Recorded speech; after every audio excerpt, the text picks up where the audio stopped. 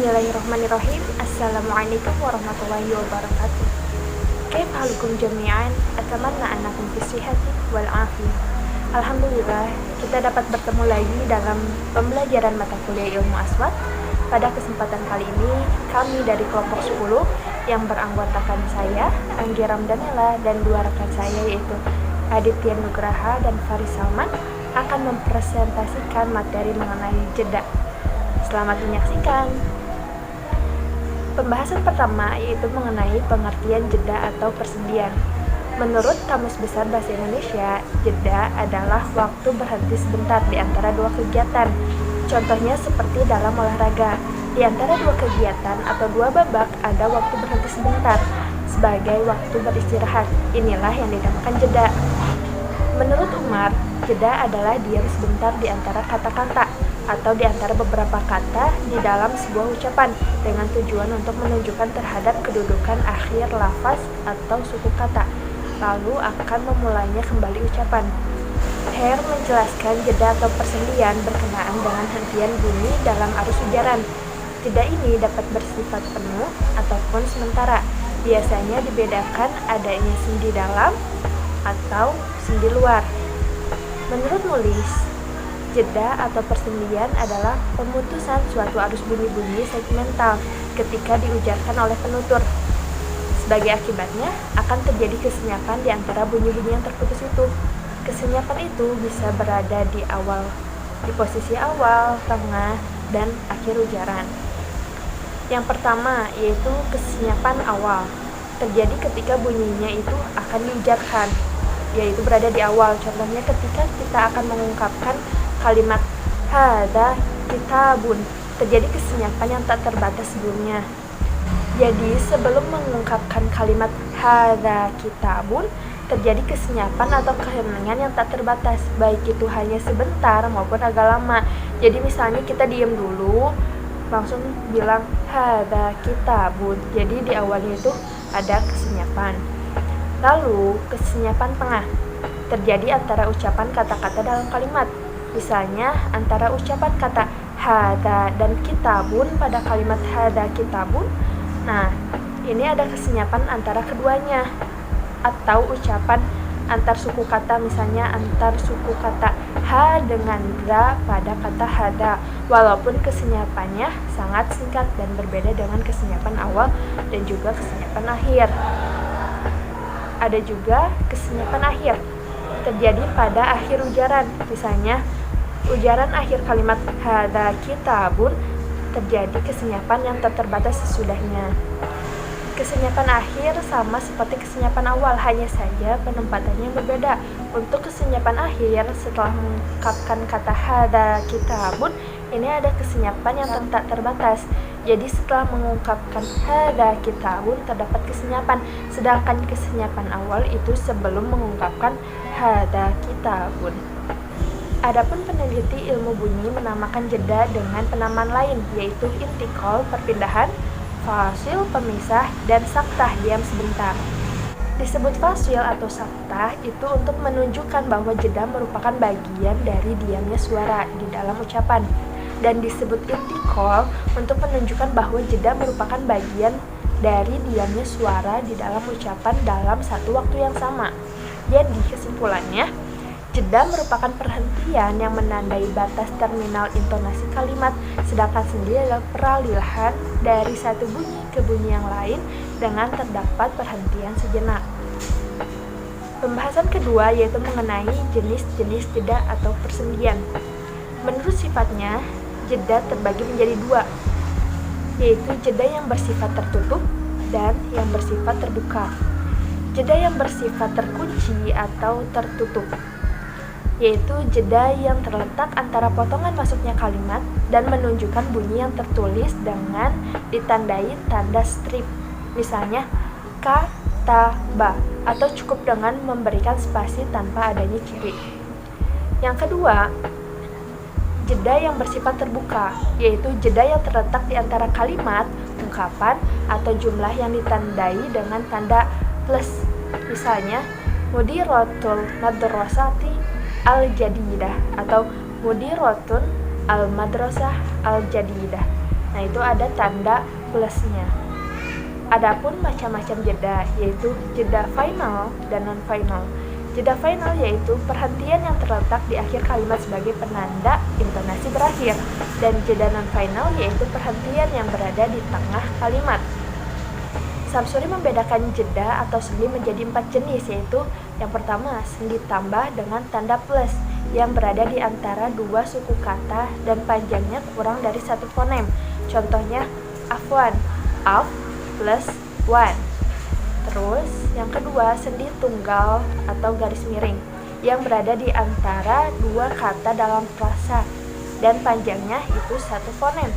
Contohnya, fil jami'ah, fil garis miring jami'ah. Jadi di antara kata fil dan jami'ah ini ada jeda dengan ukuran panjangnya satu fonem.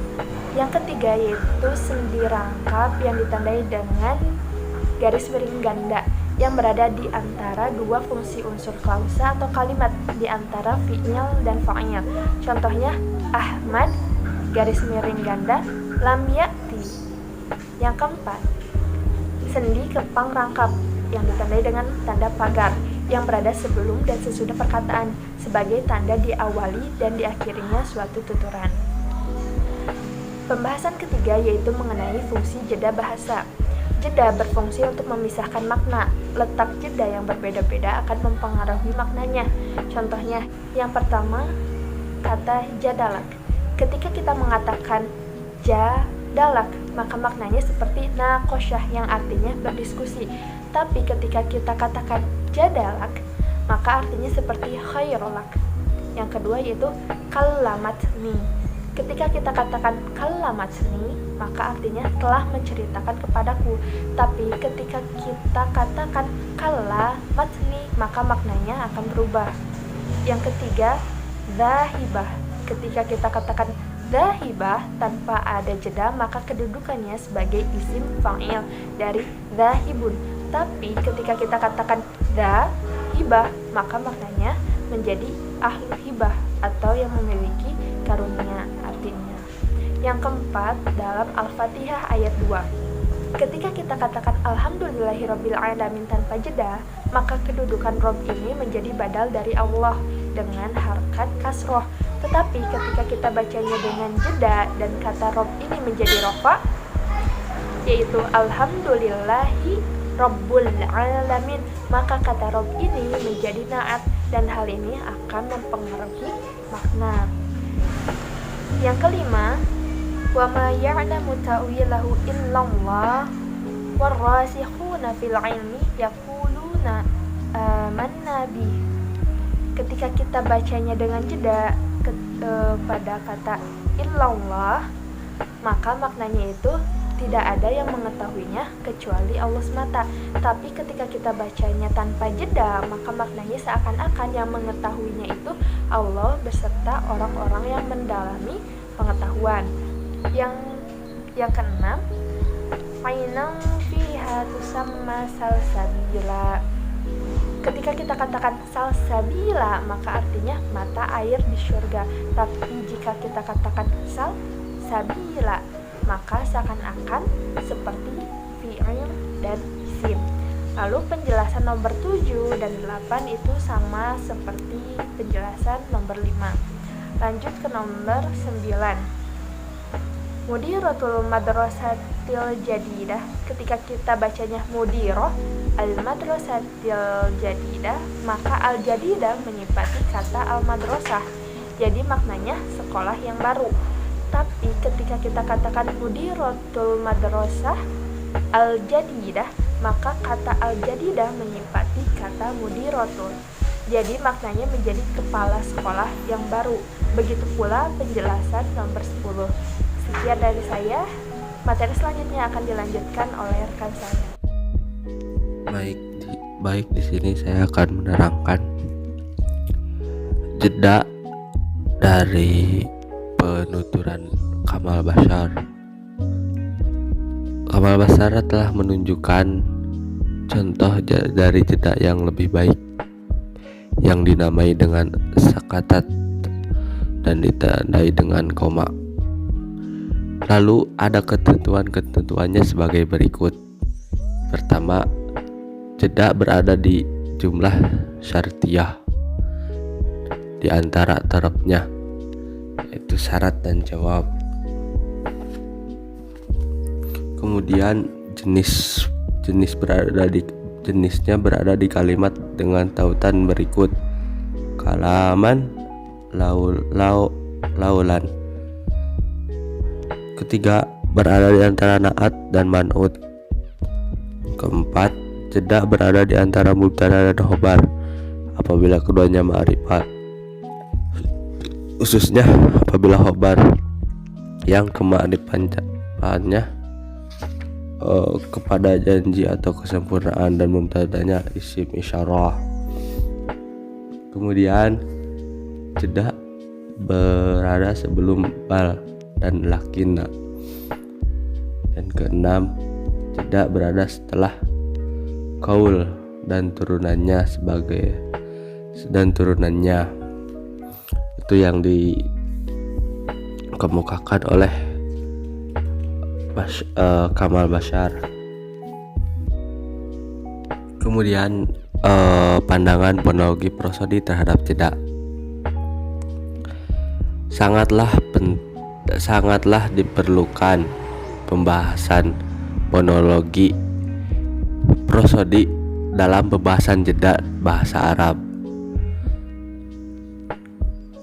Adapun penjelasan lebih lanjut mengenai fonologi prosodi seperti yang dijelaskan oleh Abid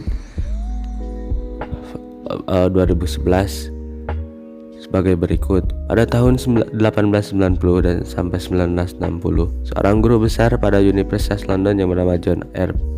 Pitt telah mengupakan sebuah teorinya mengenai fonologi prosodi.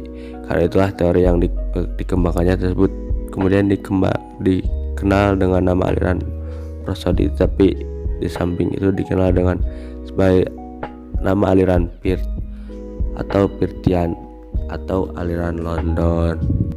Sebelumnya, apa sih yang dimaksud dengan fonologi prosodi?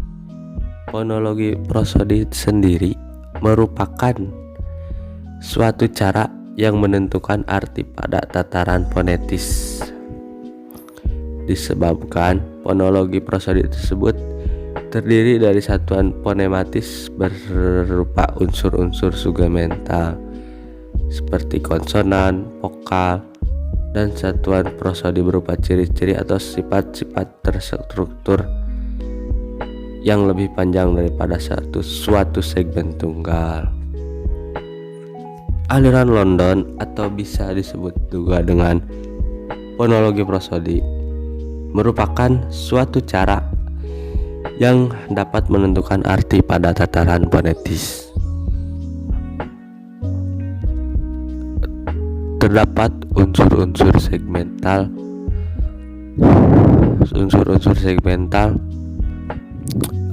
arti pada pokok tataran fonematis. Pertama, pokok-pokok prosodi tersebut terbagi atas 3 macam, seperti prosodi yang menyangkut gabungan fonem, struktur kata, struktur suku kata, gabungan konsonan, dan gabungan vokal. Kemudian prosodi yang terbentuk oleh sendi atau jeda.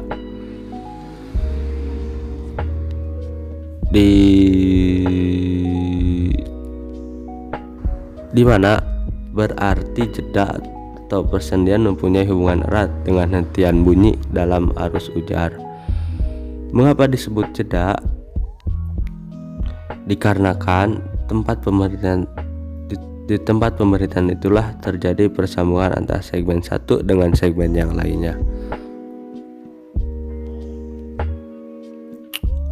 Jeda pun bersifat penuh dan dapat juga bersifat sementara. Sedangkan sendi dibedakan dengan adanya sendi dalam internal juncture atau sendi luar open juncture. Sendi dalam menunjukkan batas yang lebih besar dari segmen silaba. Kemudian hal ini bisa dibedakan dengan tanda jeda dalam sebagai berikut. Dalam frase diberi tanda berupa garis miring. Dalam jeda antara kata dalam frase diberi tanda berupa garis miring tunggal. Jeda antara frase dan klausa diberi tanda berupa garis miring ganda. Jeda antara kalimat wacana dalam wacana diberi tanda berupa garis silang ganda atau pagar. Prosodi yang realisasi fonetisnya melampaui yang lebih besar daripada fonem-fonem instrumental, yang berarti bahwasanya arus ujaran merupakan tuntunan bunyi sambung bersambung yang terus menerus diselang dengan jeda-jeda singkat atau jeda-jeda panjang disertai bunyi pendek ataupun bunyi panjang. Dan jeda dalam bahasa Arab dalam bentuk tulisan, seperti dalam pengucapan atau pelafalan bahasa Arab. Jeda dalam bahasa Arab dalam lisan lebih mudah diterapkan daripada dalam tulisan. Maka dari itu sering terdapat kekaburan makna, kerancuan kalimat, dan keambiguan. Maka dari itu pengkajian dalam mengenai tata bahasa tulis bahasa dalam mengenai tata bahasa tulis, penggunaan jeda sangatlah penting dalam pengkajian bahasa Arab tulisan, mengingat terdapatnya perbedaan makna dan menghindari keambiguan dan kebuntuan makna. Sementara bunyi supra-segmental lain seperti nada sudah memiliki aturan mengenai penulisannya, seperti menunjukkan kalimat tanya dengan menggunakan tanda tanya, kalimat seru untuk menunjukkan perintah dengan kalimat tanda seru, dan untuk menunjukkan kalimat berita menggunakan tanda titik. Sedangkan untuk penulisan bunyi supra-segmental yang berupa jeda dalam bahasa Arab masih belum jelas. Terima kasih. Oke, bismillahirrahmanirrahim. Di sini saya akan menjelaskan mengenai perbedaan cara membaca jeda dalam bahasa Indonesia dan dalam bahasa Arab. Yang pertama, dalam bahasa Indonesia, jeda ini lebih fungsional dibanding dengan suprasegmental yang lain. Contohnya ada dua kalimat di atas. Yang pertama, anak pejabat yang nakal itu telah dimeja hijaukan. Yang kedua, anak pejabat yang nakal itu telah dimeja hijaukan. Dalam perbedaan jeda yang agak lama antara anak dan pejabat pada kalimat pertama dan antara kata pejabat dan kata yang pada kalimat kedua, makna kalimat itu berbeda. Contohnya pada kalimat pertama, yang nakal itu adalah pejabat, sedangkan pada kalimat kedua, yang nakal itu adalah anak pejabat. Jadi, dalam penulisan, untuk membedakan kekaburan makna dan frase-frase tersebut diberi tanda hubung min atau strip di antara kata yang merupakan penjelas langsungnya. Dengan demikian, kedua kata pada kalimat tersebut ditulis seperti contoh yang di atas. Anak strip pejabat yang nakal itu telah dimeja hijaukan. Contoh yang kedua, anak pejabat strip yang nakal itu telah dimeja hijaukan. Adapun sendi yang menunjukkan batas antara suku silabel dengan silabel yang lainnya, itu sendi dalam oni yang menjadi batas silabel biasanya diberi tanda tambah atau plus. Contohnya seperti kata ambil dan lampu. Dalam kata ambil itu am plus bil dan lam plus pu. Jadi ambil dan lampu. Sendi luar menunjukkan batas yang lebih besar dari segmen silabel. Dalam hal ini biasanya dibedakan menjadi 3 bagian. Yang pertama itu jeda antara kata dalam frase diberi tanda berupa garis miring tunggal. Yang kedua, jeda antar frase dalam klausa diberi tanda berupa garis miring ganda. Dan yang ketiga, itu ada jeda antar kalimat dalam wacana diberi tanda berupa garis silang ganda atau bentuknya itu seperti pagar. Silabel adalah suatu ritmis terkecil dalam suatu ujaran atau runtutan bunyi ujaran. Satu silabel biasanya meliputi satu vokal atau satu vokal dan satu konsonan atau lebih. Silabel atau suku kata merupakan runtunan bunyi yang paling nyaring atau puncak kenyaringannya itu sonoritas yang biasanya jatuh pada sebuah vokal yang dapat disertai atau tidak oleh bunyi lain di depannya, di belakangnya, atau sekaligus di depan belakangnya.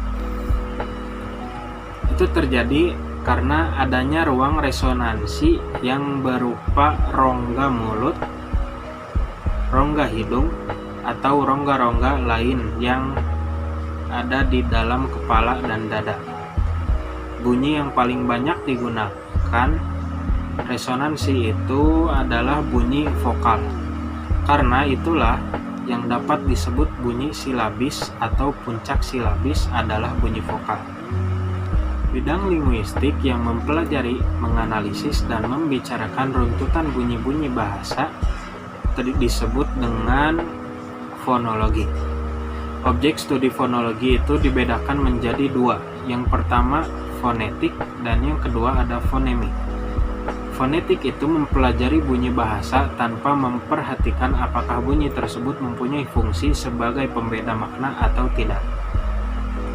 Sedangkan fonemik itu mempelajari bunyi bahasa yang memperhatikan fungsi bunyi sebagai pembeda makna. Oke, selanjutnya ada jeda dalam bahasa Arab.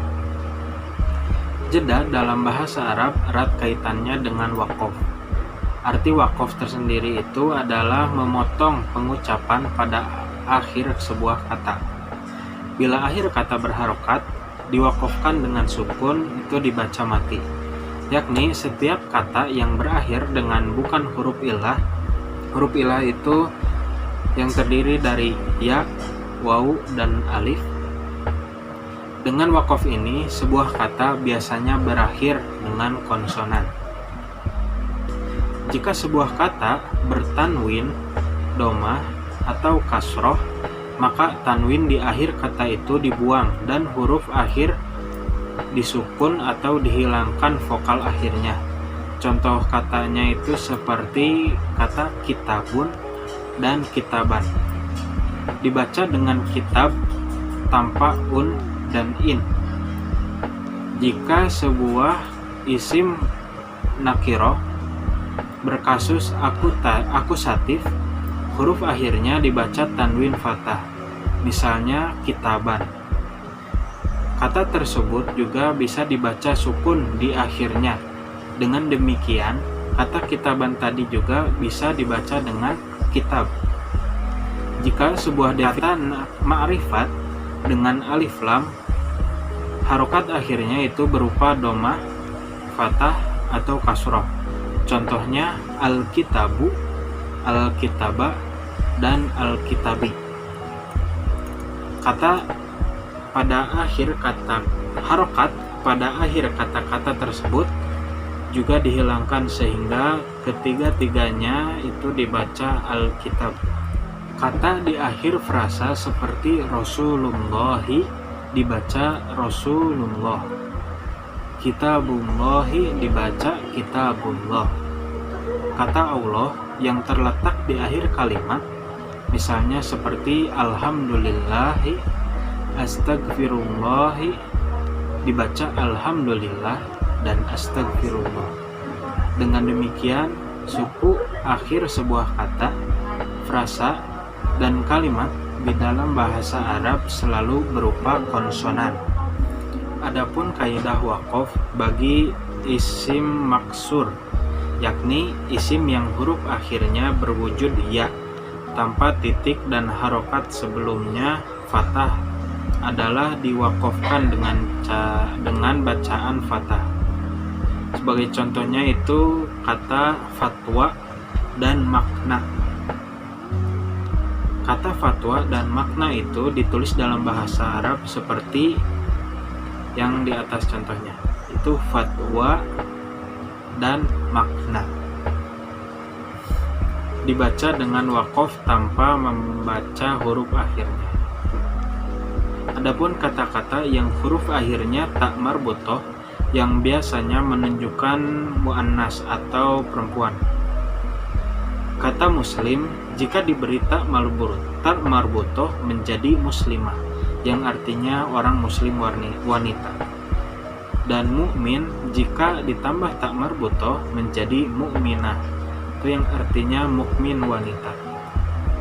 Untuk kata yang tidak berjenis, tidak berakal, tak marbutoh dipakai untuk menunjukkan suatu satuan atau jenis. Misalnya itu syajar yang artinya pohon. Jika ditambah tak marbutoh, maka menjadi syajaroh atau sebuah pohon. Untuk kata-kata yang ditambah dengan tak marbutoh ada dua kemungkinan bacaannya dalam bahasa Indonesia, yakni dengan kata atau dengan huruf H atau dengan huruf T. Misalnya seperti berkah, muslimah, nikmat, dan rahmat. Berdasarkan kaidah mengenai wakaf ini, kata-kata bahasa Arab yang bersukun dua seperti fikru dan fahmun itu dibaca fikr dan faham. Untuk kata-kata tersebut ditambahkan fonem e sehingga menjadi fikr dan faham. Selanjutnya fonem e diubah dengan diberi fonem vokal sesuai dengan fonem vokal sebelumnya untuk harmonisasi sehingga menjadi fikr dan faham. Mungkin cukup sekian penjelasan dari saya. Assalamualaikum warahmatullahi wabarakatuh.